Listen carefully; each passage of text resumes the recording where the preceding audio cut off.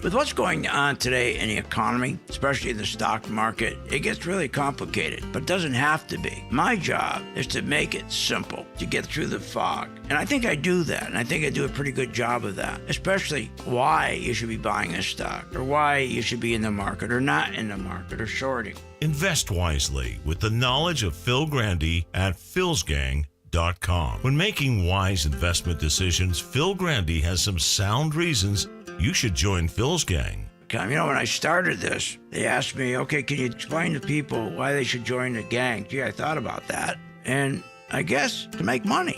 But more than that, to get good direction on which way the economy's really going. We get so much crap, so many lies, how great the economy is and how great the tech business is, and when it's not.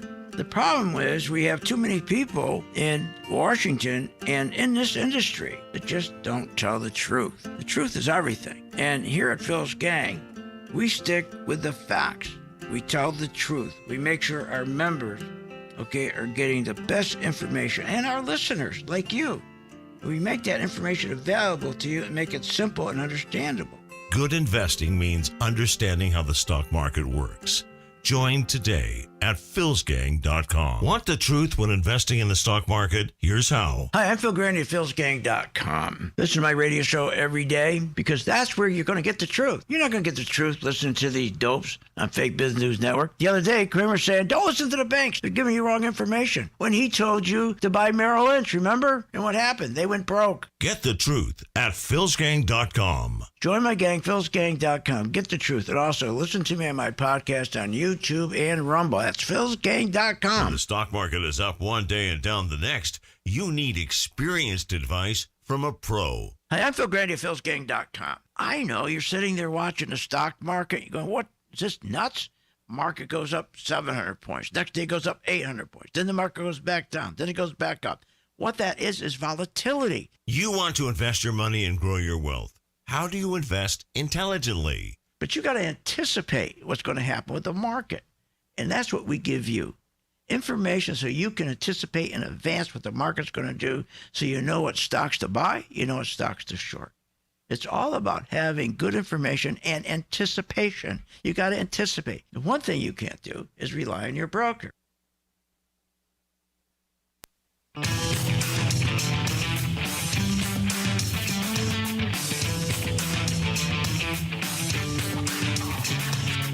The stocks discussed on Phil's Gang are not in any way a recommendation or solicitation to buy, sell, or hold. If considering acting on information presented, we first recommend you seek out a competent, licensed professional for advice. Get ready for the radio show that tells you what Wall Street doesn't want you to know. Oh, I'm a money magnet. Money's coming to me. Money sets me free. I'm a money magnet. Money's coming to me. It's your daily dose of how to manage your money. And now it's time for Phil's Gang on the Off the Wall Street Radio Network. With your host, Phil Grande. And welcome to my podcast, radio show. My name is Phil Grande. Okay, so the market has reached the point now where what we call peaking, okay? And the other day when the market, just so you know, in the market, we were stuck in that range. Here, let me put up the S&P so I show you what I'm talking about. The S&P has been stuck in a range, as you know, from that July 31st, okay? That was that Thursday. And then Friday, and that was that range, that was the high. They had a high there about 639. Then it dropped. We had a low of around 619. We've been in that range. Now what happened was, as the tourists went and started to buy the tech stocks that they buy in every dip, we had this rally to where we were at now, the S&P at 637, but we haven't made a new high. Normally what happens is it will come right back down again. It won't take out that high. Now we were hoping with Apple it would have taken out that high of Thursday of, let me just get that, the Thursday of July 31st. I think I got that right. Yes, okay. July 31st. So that's imperative to take out. And as they say, we have now kind of what we call a reverse flag pattern, okay? So that reverse flag pattern gives you a high probability for this market, the S&P to drop as opposed to a flagpole. But let's talk about what's going on, okay, with all this. One of the reasons why we're having trouble is because there's the confidence. Remember, confidence is what drives the stock market. When people are confident and they feel good and they'll buy, they'll do things.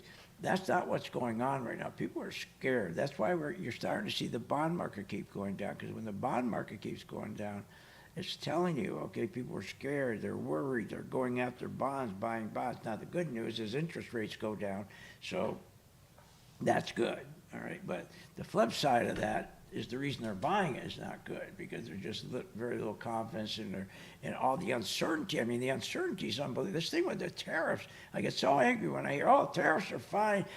Look at that. We won. There's not going to be any follow through at increased pricing for the consumers. China's picking it up.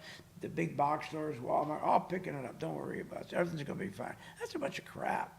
And we don't know. We'll know by January, okay? It takes that long. It takes at least a year before anytime you raise rates or cut rates or increase taxes, it takes almost a year, sometimes more, to get through the system. But there's a lot of uncertainty of that. So, and one of the problems too that we have is that they're really concerned about stagflation. Everyone says there's no stagflation, no stagflation. That's not true. The consumer has been feeling stagflation for 2-3 years, and they're correct. There is stagflation. But remember, just like they lied to us about the labor market. Oh, the labor market's fine. Labor market's strong. No, it wasn't. It's not strong. Same thing with stagflation. Stagflation's a real killer, because I said the other day that with stagflation, it's hard to get rid of. You can't apply the techniques and the tools that we applied with the recessions to fix it. It is horrible to fix, and it really beats the hell out of the economy. And so the stagflation, just like the labor market, we're being lied to about really what's going on with stagflation. I mean, there's no question, we have slow economic growth. I mean, they lied to us and they said we went from 0.5% to 3%. That's nonsense. Okay, nonsense. You can't, when you have the labor participation rate sinking, it's impossible to say that that everything's fine and that the economy's growing. How do you grow the economy when the labor participation rate is contracting? And look how they lie about the jobs, right? So that's just BS. But again, they've been doing it a long time, and it's worked until last week, and that's why we had that big drop on the S&P on August 1. So there's a lot of uncertainties in the market, creating chaos in the market, okay? The chaos is that the institutions aren't coming back to buy. You got to have the institutions. First of all, valuations are keeping the institutions away. They're too high. They're insane. They're crazy, the valuations, okay? And they're nosebleed levels. So, and so that's a real problem. And the other thing is that, as I said, these tariffs are just awful. They shouldn't tell people that everything's all set now. But let's get back to something else, too, that's really bad. Now, I'm not saying this to tell you the market's going to crash. Because remember, they can keep pumping in money like they've been doing. Remember, since 2008, they've been driving money into this market, increased money supply. Unbelievable, 15, 16 trillion. And then they pumped in another 6 trillion just for stock buybacks. I mean, they do everything and anything to just financially engineer the stock market. Doesn't mean that they're not going to continue to engineer the market, financially engineer, by doing more increased money supply and pump more money into stock buybacks. Hell, they can do that. But the one thing that was so stupid is that Yellen, she is so dumb. She is so dumb. She's never held a job in her life. She's always been, from the day she graduated from high school, she goes to college. Then when she graduated from college, she went to another college, and to another college. Then she got in government. She has no common sense. She has none, zero. And she really screwed things up, okay? And especially with the rates. We had such an opportunity. What an opportunity she had, but she's so stupid she let it go by. A person knew, okay, everybody on Main Street knew that the 30-year fixed rate between that 2021, 2022, the Fed rate was at 0.9%, okay, not even a 0.5%. And that's the Fed rate. The 10-year Treasury was like 1%. The 30-year fixed, you could get a home at 2.6%. Are you kidding me? So she never refinanced, okay? Our debt right now, okay, is about 28 trillion, okay, our deficits I'm talking about. And they had to roll over about 10 trillion so far. I think they only rolled over about 5, 6 trillion. I may not be correct on that, but they rolled it over. But my point is, we're paying this unbelievable interest when she could have fixed our long, when the government's borrowing money, she could have did long rates at yields. Remember, at that time, we're talking near zero interest rates. And then the 30-year fixed rate, okay, was at 2.6%. And then we went from, let's see, I think we went from 2021, okay, up near zero, to 2022, about 5.3%. So this was, what an opportunity that she missed out on, taking our deficits and financing them properly, and financing with long-term debt, not short-term debt, when rates were so low. I mean, that is just insane. I'm just trying to get the right number here for you. I don't want to give you the wrong number. I think in January 2021, the Fed rate was, that's right, at 0.09. That's unbelievable, zero, okay? The 10-year was at, now this is when she got in office and as Treasury Secretary, and the 10-year was 1%. The 30-year fixed rate mortgage, I have it right here, is 2.6%. What are you, nuts? And then as we moved towards 2022, the fixed rate moved to 5.3%. And here's Yellen whistling by the graveyard, and she's not refinancing the extended debt. When you had Americans were smart enough to refinance their homes. Corporations were smart enough to extend their debt and refinance it. I mean, they were smarter than she was. She's supposed to be the pro. She sat there like a dope. So, and the higher rates has really cooled off our price growth. So now as in corporations, remember, they got to keep margins. Margins are everything, but they've got to have that growth in price. You need pricing power.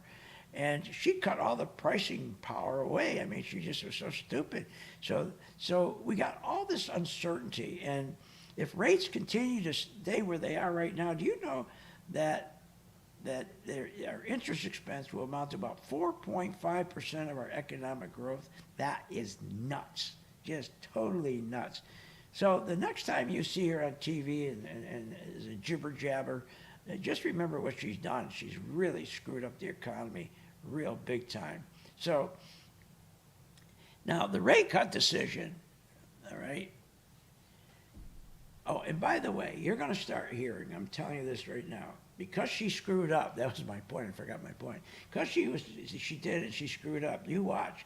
You're going to start hearing how what they're going to start doing is cutting, okay, benefits like in Social Security and everywhere else they can cut. You watch.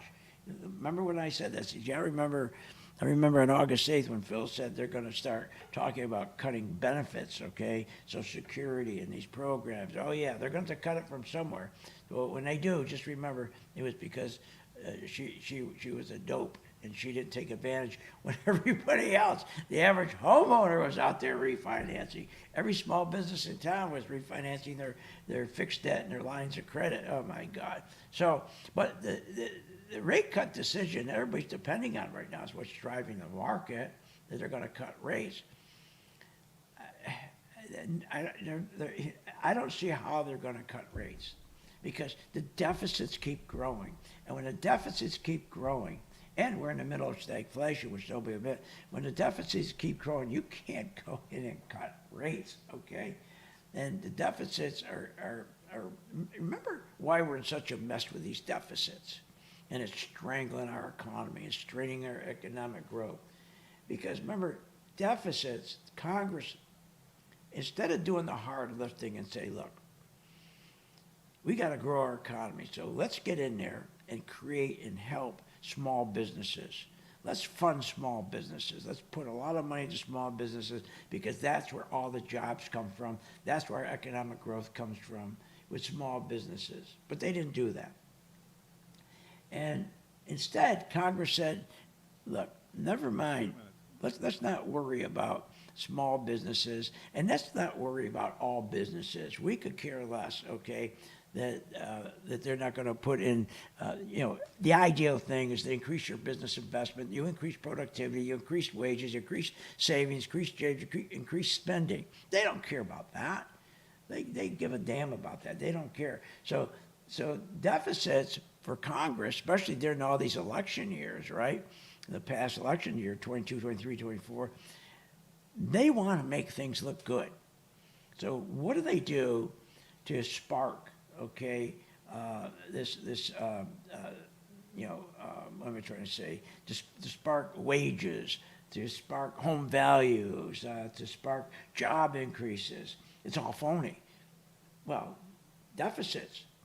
What they do is they take all kinds of money, they have it printed, right? And that printed, remember, is the inflation. Deficits don't give you inflation, but it's the printed money, okay, that gives you, that they spend, right? They spend more than they make, they take in. So that's where our inflation is coming. That's why you're not going to see, I'd be stunned if they do rate cuts.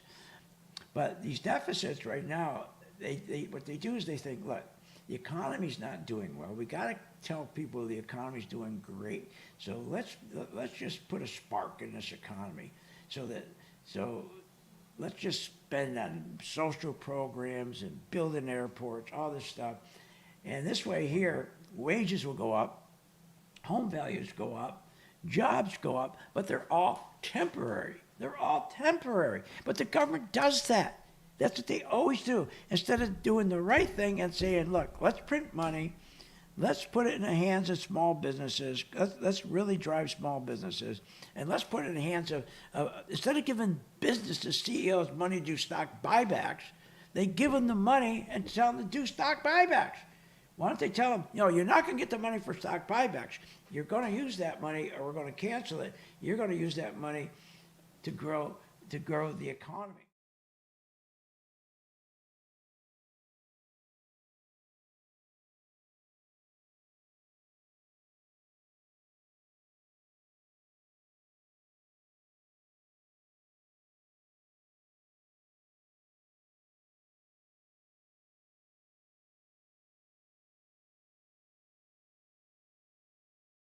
Gang.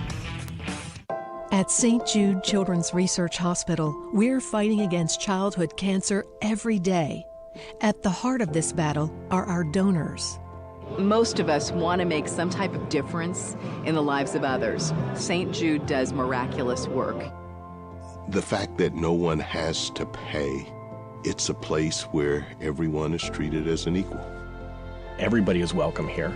And it doesn't matter your religion or what part of the world you're from, all that is taken away. It just gives you some hope. It's just a nice feeling to put your energy into something that really does genuinely make a difference in a child's life. There's just no greater gift. If we have the ability to help, then we have a responsibility to help. Finding cures, saving children. St. Jude Children's Research Hospital. Find out how you can help at stjude.org. When the stock market is volatile, how do you invest intelligently? Hi, I'm Phil Grande at philsgang.com. There's no need for you to be panicking in a market that goes up 800 points one day, 700 points, then it goes down again. All you need is good advice, need good direction. You don't get that from your CNBC and the Fox business and all these crazy shows. You don't. Here's what you get from them.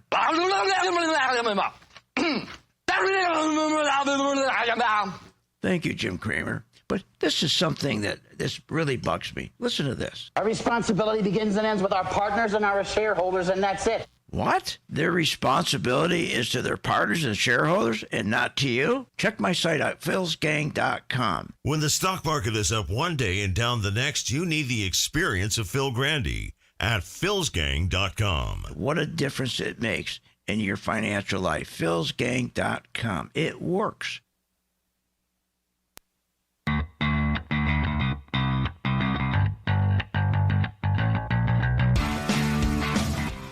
Welcome back. Learn, invest, and make profits with Phil Grande. Simply go to philsgang.com. Now, here's Phil.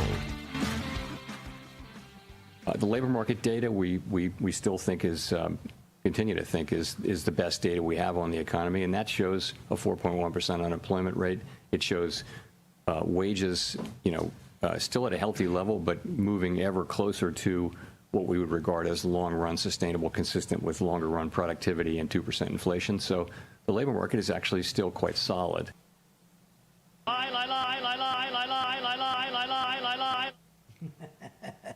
Unbelievable. Labor market. Look what happened. So the market, okay, as I said, dropped on July 31st, right? I mean, just tanked and bottom out here on August 1st, right? We've been stuck in this range, as I told you.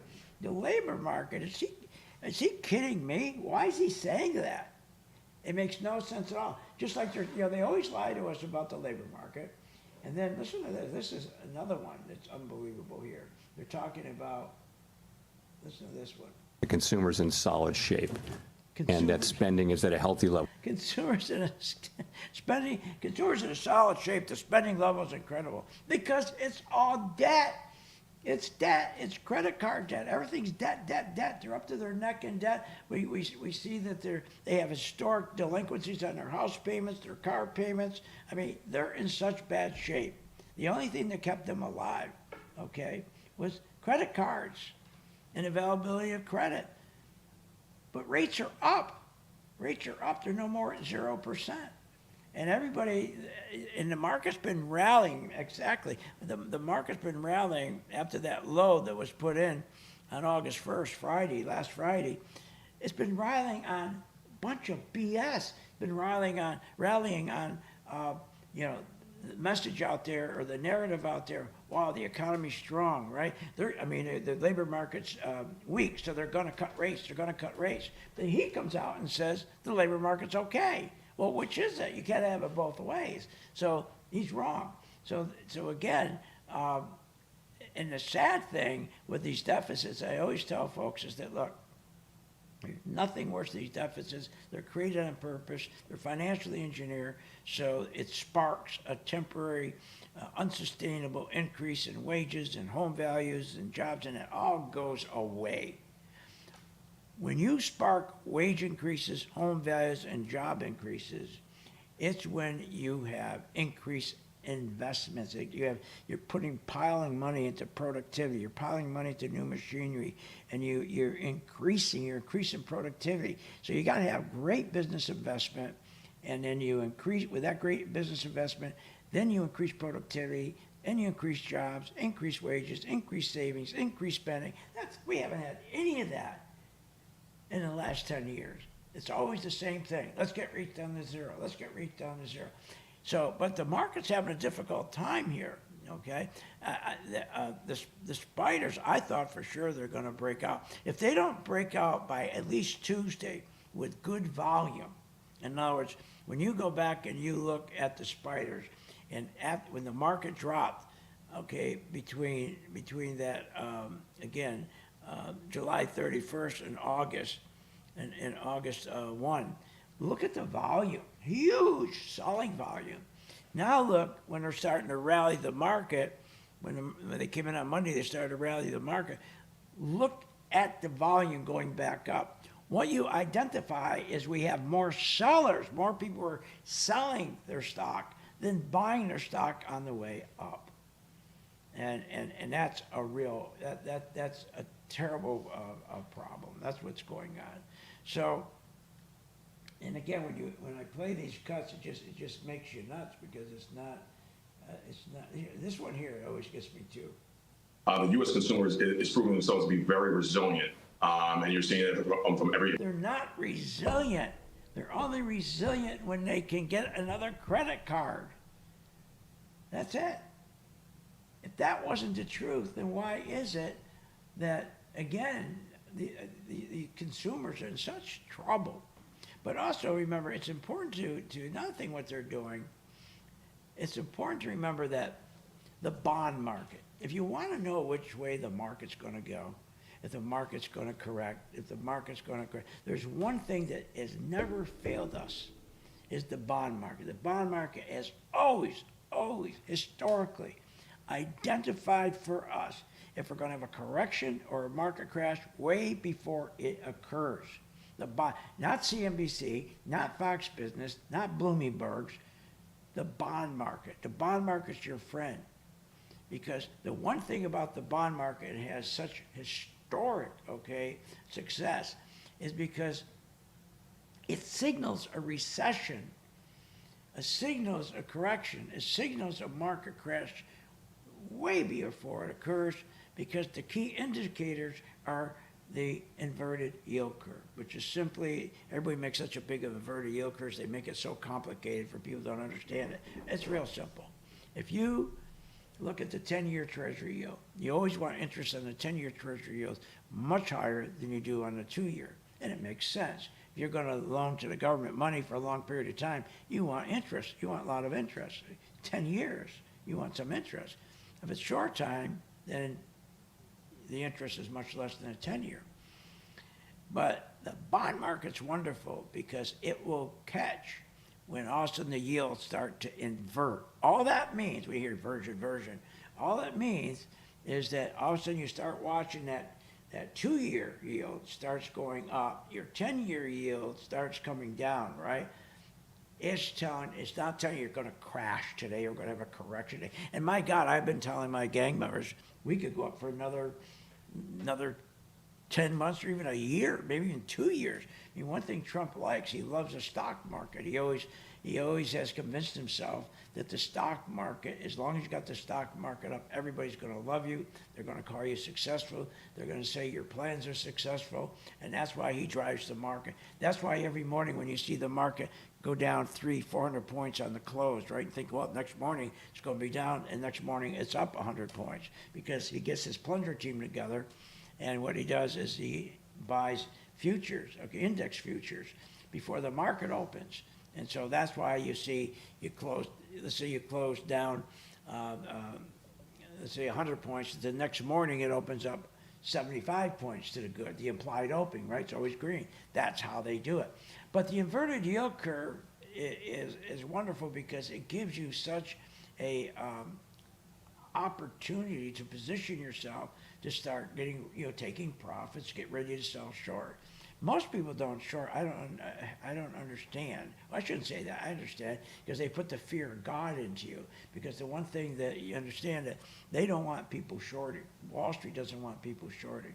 Okay, they hate that because they don't make. In fact, it used to be they didn't make any commissions on shorts. Now they flipped it. If you go to short a stock, they punish you and they charge you even more than you get charged on buying a stock. They hate shorting. They'll scare the hell out of you. You're going to lose all your money. No, you're going to lose all your money when a correction comes and you're sitting there and they tell you to buy on a dip, cost average down. That's when you lose all your money. Okay, that's when you lose your money. It's crazy. So watch your yields, and you watch the 10 and you watch the 2 years, and you're not going to be surprised. Nobody should ever be stunned if a market's going into a correction or a crash, because it's not. I remember back in 1987 when I was trading, everybody came back to the hope story. We came back from lunch and the market was down 500 points, right? back then was a big deal, right? We started to short the market. That was October. We started to short the market, okay, in January, okay, because there was such signals coming in from the bond market. It was telling us something was wrong. We started to short positions in January before the October crash, So your best friend is always that, again, is your yields, and you'll never get hurt. But, and as I said, the market right now is being pumped up. Okay, again, we're going to have these rate cuts. And I just don't know if that's going to happen. The other thing that's going on is rotation, too. If you notice the banks, this is really bad right now. The banks are really getting weak. They're really getting, I was looking at them again this afternoon, because we buy a lot of the banks. JP Morgan, we've been in that a very, very long time, the banks.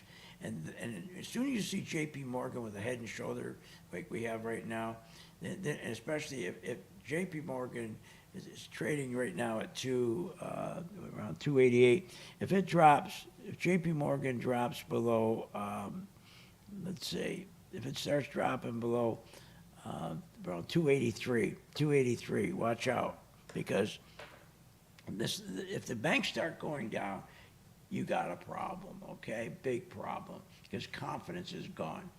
Gold, miners, we're up 60% in the miner stocks, okay? Think about it, 60%. The S&P's only up 8%. And the bond market is sending us a message already. Take a look at the 10-year bond market. You just draw a trend. It's in a downtrend, okay? Don't go by day because you'll drive yourself nuts. One day it's up, next day it's down. No, look for the trend, and it's a defined trend, okay? And when you got the bond market, these yields going down, that is, again, that's a signal. It's telling you, okay, people are very, very uncomfortable, and so again, as I said, if you start seeing the bank, stop looking always at the tech stocks. If you start looking at the bank stocks and you start seeing those come down and they start breaking their moving averages, you're going to have a problem. But as I said, Trump could turn around, okay, and move this market for another year. He knows how to do it. He could do it for 2 years. But the problem is you're going to be paying for an apple, $10. He can keep moving this market. Talking about Trump, think about the deal he did.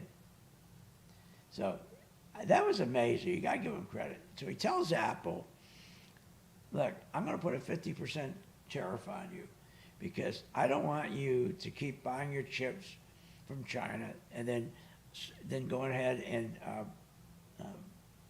have them assembled by India, and then you send them here. So if you keep doing that, I'm going to nail you at a 50% tariff. So Apple, I was amazed.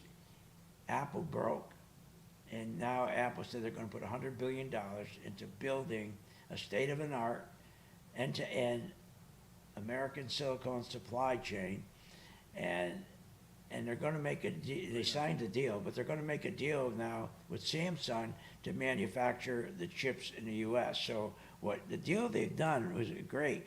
They're going to have they're going to partner up. Apple's going to partner up with Samsung, and they're going to start manufacturing the chips in the U.S., and then they're going to start assembling here in the U.S. No more get the chips from China. Okay, send them over to India. India puts them together. Then we send them to the United States. Those days are gone. Another thing with oil, I told my members to don't be buying this oil because the only reason why oil is up because the Saudis got together and they cut. I was in the oil business for years. I said they cut production, and when Trump said he's going to meet with Putin, no, Putin called him. And that's why oil, be very careful here, because Putin, he got scared, because remember, China buys 52% of their oil from Russia, India 33%, the EU, I think 8%, and Turkey 5%. Turkey the EU already agreed, and India already agreed, we're not going to buy any more oil from Russia. Russia is a one commodity horse, okay? If they lose the income from their oil, they're screwed.